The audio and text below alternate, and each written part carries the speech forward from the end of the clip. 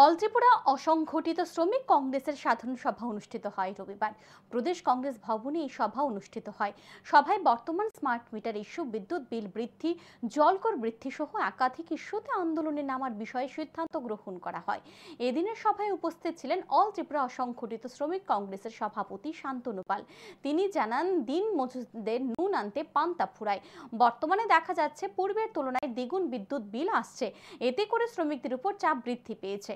শ্রমিকদের নাজেহাল অবস্থা। এই পরিস্থিতিতে অল ত্রিপুরা অসংগঠিত শ্রমিক কংগ্রেস কি কর্মসূচি পালন করবে তা নিয়ে এদিন আলোচনা করা হয়েছে।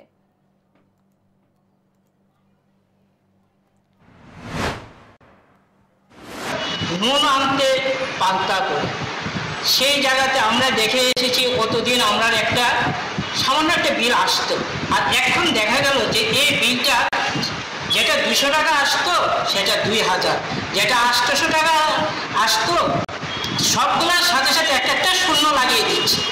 সেটা কিভাবে হয়?